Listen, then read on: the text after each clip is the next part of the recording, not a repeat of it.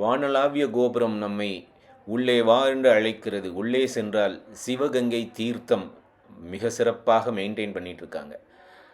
அக்னியே மலையாக சிவலிங்கமாக அண்ணாமலையார் மலை நமக்கு தெரிகிறது. சம்பந்த விநாயகர் சன்னதியில் அதிசிறந்த சிற்பங்கள். இதை பார்ப்பதற்கே நமக்கு மட்டுமல்ல, வெளிநாட்டவருக்கும் ஆச்சரியம். அதை புரிந்து கொள்வதற்கு வந்திருக்கிறாங்க. உண்ணாமலை அம்மன் சன்னதியில் சிறப்பான சிற்பங்கள், ராஜகோபுரம், பெரிய நந்தி, இவையெல்லாம் தாண்டி 1000 கால் மண்டபம். வாருங்கள். வணக்கம், நமஸ்காரம். என்று நாம் தரிசிக்கவிருக்கும் திருக்கோயில் நினைத்தாலே முக்தி தரும் அருணாச்சலேஸ்வரர் உண்ணாமலையார் திரு அண்ணாமலையார் திருக்கோயில். பார்த்தது ராஜகோபுரம்.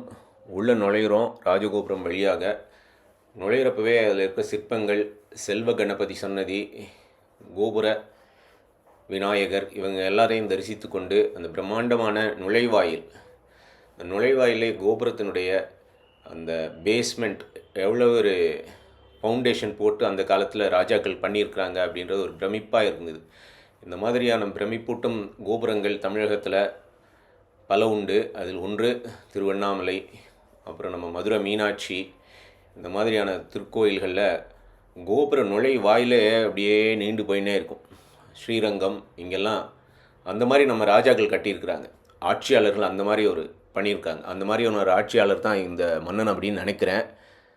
ஸோ இந்த கோயிலில் உள்ளே நுழைஞ்சோடனே அருணகிரிநாதருக்கு முருகப்பெருமான் காட்சி தந்தார். அந்த சன்னதி முதல்ல நம்ம பார்க்குறோம். உள்ளே நுழைஞ்ச உடனே முருகன் சன்னதிக்கு முன்னால் இருந்து இந்த கோபுரம் மறுபடியும் வானளாவிய கோபுரங்கள் நம் மன்னர்கள் கட்டி கொடுத்துருக்குறாங்க. கோபுர தரிசனம் கோடி புண்ணியம் அப்படின்னெல்லாம். கோயிலுக்கு எப்போதுமே செல்ல வேண்டும் என்பதற்காக ஆலயம் தொழுவது சாலுமுன் நன்றுன்னு கோயிலாக கட்டினாங்க. வேறு எந்த தேசத்திலும் இல்லாத, வேறு எந்த மாநிலத்திலும் இல்லாத பெருமை பாரத தேசத்துக்கும் வேதம் நிறைந்த தமிழ்நாட்டிற்கும் உண்டு. என்ன அப்படின்னா, 1000 கோயில்கள் கட்டியிருக்கிறாங்க மன்னர்கள். கோயில் கட்டினா அதன் மூலமாக பலருக்கு வேலை கிடைக்குது. என்ன மாதிரியான சிற்பங்கள் இருக்குது அப்படின்னு பாருங்கள். சின்ன ஒரு மிஸ்டேக் பண்ணால் கூட அந்த பில்லரே வேஸ்ட் ஆகிடும். ஆனால் அவ்வளோ சிறப்பாக நுணுக்கமாக எங்கெல்லாம் சிற்பங்கள் பண்ண முடியுமோ அங்கெல்லாம் பின்னி பிணைந்து பண்ணியிருக்கிறாங்க. கல்லில் இதெல்லாமே ஒரு சின்ன மிஸ்டேக் பண்ணாலே போயிடும். அவ்வளோ சிறப்பாக நம் முன்னோர்கள், ஒரு மன அமைதி இருந்தால் தான் இந்த மாதிரியான சிற்பங்கள் எல்லாம் கல்லிலே வடிக்க முடியும். அடிமைத்தனமாக யாரும் வேலை செய்யவில்லை. பக்தியோடு வேலை பண்ணியிருக்காங்க, மகிழ்ச்சியோடு வேலை பண்ணியிருக்காங்க, மன அமைதியுடன் வேலை பண்ணியிருக்காங்க. அதனால்தான் இன்று வரைக்கும் இத்திருக்கோயில்கள் சிறப்பாக இருக்குது. தீர்த்தம் 2 குளங்கள் உண்டு திருவண்ணாமலை கோயில் குளத்தில். சிவகங்கை தீர்த்தம் தான் நம்ம பார்க்குறது இப்போது. மிக சிறப்பாக இருக்குது. எவ்வளவு, அதுவும் கோயிலுக்கு உள்ளே இருக்குது. இது கோயிலுக்கு வெளியில எல்லாம் தீர்த்தங்கள் இருக்குது. திருக்கோயில் மலை திருவண்ணாமலை அப்படின்னாலே இந்த புராண ரீதியையும் நாம் தெரிஞ்சுக்கலாம். அந்த காலத்தில் எப்படியெல்லாம் இருந்தது. இப்போது இந்த திருக்கோயிலில் நாள் முழுதும் அன்னதானம் கொடுத்துட்ருக்காங்க. காலையில் 8 மணிலேருந்து நைட்டு 7 மணி வரைக்கும். மிக சிறப்பாக இருந்தது. சில வருடங்களுக்கு முன்னால் இந்த இடம்லாம் நம்ம நுழைஞ்சு பார்க்க முடியாது. பிரகாரங்கள் எல்லாத்தையும் இப்போ க்ளீன் பண்ணி சுத்தம் பண்ணி இந்த நிர்வாகம் மிக சிறப்பாக பண்ணிகிட்டு இருக்கிறத பார்க்கும்போது ரொம்ப மகிழ்ச்சியாக இருந்தது. ஏன்னா அந்த மாதிரி தான் இருந்தது. அதனால தான் கோயில்களெல்லாம் கட்டினாங்க. இவ்வளோ சிறப்பாக கட்டி ஒவ்வொரு பிரகாரங்களை மெயின்டைன் பண்ணுறதுக்கு அவங்களுக்கு நிலம் தானங்கள் எல்லாம் கொடுத்துருந்தாங்க மன்னர்கள். அந்த விளக்குகள் எல்லாம் ஏற்றுவதற்கு. இப்போ நம்ம உள்ளே நுழைஞ்சு போயிட்டுருக்குறோம். பொது தரிசனத்தில் ஃப்ரீ தர்ஷன் க்யூவில் உள்ளே நுழைஞ்சு போயிட்டுருக்கிறேன். ஸோ போகிறப்போவும் அந்த சுவரில் எல்லாம் எப்படியெல்லாம் சிற்பங்கள் பண்ணியிருக்கிறாங்க அப்படின்னு பார்க்குறப்போ ரொம்ப ஆச்சரியமாக இருந்தது. அதோடைய விளக்கங்கள் எல்லாம் தெரிஞ்சால் இன்னும் சிறப்பாக இருக்கும். இப்போ நாம் உள்ளே நுழைந்து அந்த மேலே எல்லாம் நந்தி எல்லாம் வச்சுருக்குறாங்க. பல கோயில்களில் வச்சுருக்குறாங்க. பெரிய பெரிய கோயில்களில் அவற்றையெல்லாம் தரிசித்தவாறு இந்த அம்மன், 2 சிங்கங்கள் நடுவில் அம்மன், உங்கள் எல்லாரையும் தரிசித்தவாறு இப்போது நாம் பார்க்கிறது 2 அடுக்கு. இந்த பிரகாரத்தில் 2 அடுக்கு இருக்கிறத பார்த்தப்போ தெய்வத்தின் குரல் காஞ்சி மகான்னு சொல்கிறாங்க. இதெல்லாம் எப்படின்னு சொல்லிட்டு சிதம்பரத்துலலாம் இந்த மாதிரி இருக்குது. இங்கெல்லாம் முன்னாடி கிளாஸஸ், வகுப்புகள் நடந்திருக்கு அப்படின்றாங்க. ஸோ கோயில்கள் மையமாக வைத்து பாடசாலைகள் நடந்ததாகவும், அந்த பாடசாலைகளில் கற்றுக் கொடுத்தது வேதங்கள், இன்னும் பல வித்தைகள் கற்றுக் கொடுத்துருக்குறாங்க. வகுப்பறைகள் தான் நம்ம பார்த்தது இந்த 2 அடுக்கில்.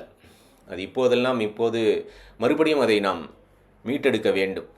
வகுப்புகள் எல்லாம் நடத்த வேண்டும். அந்த 2வது மாடியில் அதெல்லாம் பண்ணி ஆக வேண்டும். இப்போ நம்ம பார்க்குற சம்பந்த விநாயகர், அருமையான சிற்பங்கள் சிறப்பாக இருந்தது. அந்த தூணில் கருங்கல்ல எவ்வளவு நுணுக்கமாக நம் முன்னோர்கள் நம் சிற்பிகள் கைவண்ணங்கள் பண்ணியிருக்காங்க. அப்படின்னு நுழையிறது யார் எப்படின்னு பாருங்கள். வெள்ளைக்காரங்க வேஷ்டி கட்டிக்கிட்டு சம்பிரதாயமாக பெண்கள் இந்த வெஸ்டர்ன் ட்ரெஸ் எல்லாம் இல்லாமல் நம்ம பாரத புண்ணிய பூமியினுடைய சிறப்பான பண்பாடோட ட்ரெஸ்ஸில் உள்ளே நுழைஞ்சு விநாயகருக்கு நாம் என்ன தோப்புக்கரணம் போடுறோம் அப்படின்றத பற்றியெல்லாம் அவங்க டிஸ்கஸ் பண்ணிகிட்டு இருக்கிறது என்னால் கேட்க முடிஞ்சுது. எவ்வளவோ 1000 மைல்களை தாண்டி நம்ம ஊர் பாஷையே தெரியாதவங்க இந்த கோயில்களுடைய சிறப்புகள், ஹிஸ்ட்ரி, விசேஷங்கள், சனாதன தர்மம்னா என்ன அப்படின்ற விஷயங்கள் எவ்வளோ சிறப்பாக அந்த மறுபடியும் கலை திறன் காமிச்சிருக்கிறாங்க நம்ம முன்னோர்கள் அப்படின்றது. இதையெல்லாம் பார்த்து வியக்கிறதுக்கு வெளிநாட்டவங்க வந்து கூட்டம் கூட்டமாக வந்துட்டு இருக்கிறது திருவண்ணாமலை கோயிலில். பல காரணம் உண்டு. ரமண மகரிஷி தான் ரொம்ப முக்கியமான ஒரு காரணம். வெள்ளைக்காரர் வந்து எதுக்காக நாமெல்லாம் தோப்புக்கரணம் போடுறோம், நெத்தியில் குட்டிக்கிறோம் பிள்ளையாருக்கு அப்படின்றதெல்லாம் எக்ஸ்பிளைன் பண்ணிகிட்டு இருந்தாங்க. ரொம்ப ஆர்வலாக அதை கேட்டுக்கிட்டு இருந்தாங்க.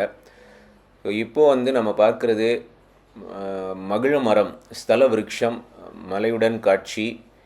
அற்புதமான இந்த திருக்கோயிலில் அந்த மகிழ மரத்துக்கு முன்னாடி நின்று பார்த்தோம் அப்படின்னா 9 கோபுரங்களை தரிசிக்க முடியும். தட்சிணாமூர்த்தியும் அங்கே சந்நிதி அவருக்கு உண்டு. ஸோ இவ்வளோ சிறப்புகள் வாய்ந்த இந்த திருக்கோயிலை 4 பாடியிருக்கிறாங்க. சைவ சமயத்தில் 4 அப்படின்வாங்க. மாணிக்க வாசகரையும் சேர்த்து சுந்தரர், அப்பர், திரு ஞான சம்பந்தர் இவங்க எல்லாரும் நமக்காக பாடல் பாடி கொடுத்துருக்குறாங்க. இறைவனை 4 திருவண்ணாமலைக்கு வந்து பாடியிருக்கிறாங்க. அக்னி ஸ்தலமாக இருக்கிறது. இந்த அக்னி ஸ்தலம் அப்படின்றதுக்கு சயின்டிஃபிக் ப்ரூஃப் எல்லாம் நம்ம சொல்கிறது. ஆனால் சயின்ஸ் எல்லாம் ரிசர்ச் பண்ணி பார்த்ததில் இந்த மலை பாறைகள் ராக்ஸ் வந்து இக்னியஸ் ராக்ஸ் அப்படின்னு சொல்கிறாங்க. இந்த இக்னி அப்படின்றதே அக்னி அப்படின்ற சமஸ்கிருதம் இருந்து வந்தது தான். தமிழகத்தில் கண்டிப்பாக அனைவரும் சமஸ்கிருதத்தை ஆதரிக்க வேண்டும். ஏன்னா ராஜாக்கள் எல்லாம் ஆதரித்திருக்கிறாங்க. தமிழ் வார்த்தைகள் பல சமஸ்கிருதத்துலேருந்து வந்திருக்கு. லாட்டினே சமஸ்கிருதத்துலேருந்து வந்தது. அதான் அந்த இக்னி அப்படின்றது, இக்னியஸ் ராக்ஸ் அப்படின்றது இங்கேருந்து வந்தது தான், அக்னியிலேருந்து. இப்போது ஜனங்க நிறைய பேர் இந்த இடத்துல எல்லாம் பிரசாதம் கொடுத்துட்ருக்குறாங்க. முன்னெல்லாம் இந்த இடத்துல இருந்தது கிடையாது. ஸோ அதே மாதிரி கோயில் உள்ளே நுழையிறப்பவே பிரகாரத்தின் சுவர்களில் கல்வெட்டுகள் பல இருந்தது. எப்போதுமே சொல்லுதோ இந்த கல்வெட்டெல்லாம் என்ன சொல்லுது அப்படின்னு யாருக்கும் தெரியாது. ஸோ இந்த துறையை சேர்ந்தவங்க ஒவ்வொரு கோயில்லையும் கல்வெட்டுகள் என்ன சொல்கின்றன அப்படின்றது பதாதைகள், இன்ஃபர்மேஷன் போர்டு வைத்தாங்க அப்படின்னா வரும் அடியார்கள், வரும் டூரிஸ்ட்ஸ் எல்லாருமே தெரிந்து கொள்ளலாம் மன்னர்கள் எதற்காக அந்த கல்வெட்டு பண்ணினாங்க அப்படின்னு சொல்லிட்டு. மிக சிறப்பாக இருக்கிற இந்த திருக்கோயில் உள்ளே நுழையிறப்போ நம்ம அதிகார நந்தியிடம் பெர்மிஷன் வாங்கிட்டு உள்ளே நுழைகிறோம்.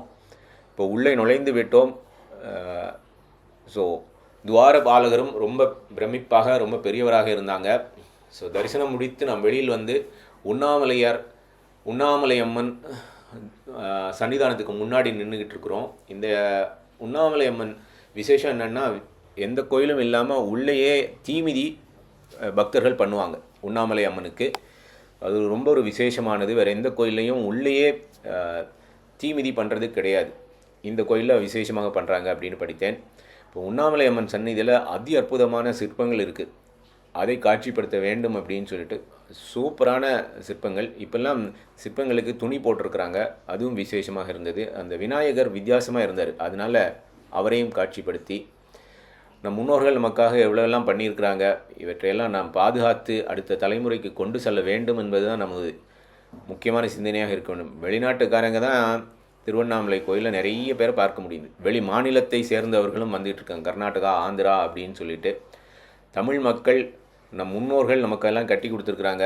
இந்த கோயில்களை எல்லாம் பராமரிக்க வேண்டும். பலருக்கு வேலை கிடைக்கிறது அப்சர்வ் பண்ண முடிஞ்சுது. இந்த பாருங்கள், நிறைய பேருக்கு அன்னதானம் பண்ணுறதுன்றதெல்லாம் நிறைய பேருக்கு வேலை கிடைக்குது. பொருள்கள் வாங்குறது, அந்த சாமானும், அந்த பாத்திரம், சமையல் பண்ணுறது அப்படின்னு எத்தனை பேருக்கு, விவசாயிகள், அந்த வாழை இலை அப்படின்னு எத்தனை பேருக்கு வேலை கிடைக்குது.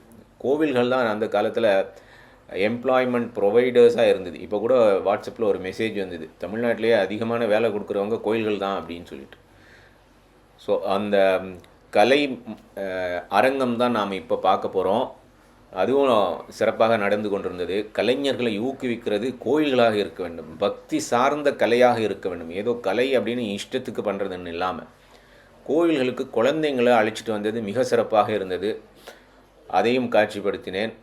மகிழ்ச்சியாக இருந்தது. அந்த ஆசிரியர்கள் அந்த பள்ளியை மாணவர்களை இந்த கோவில்களுக்கு அழைத்து வருவது, அது கண்டிப்பாக செய்ய வேண்டியது.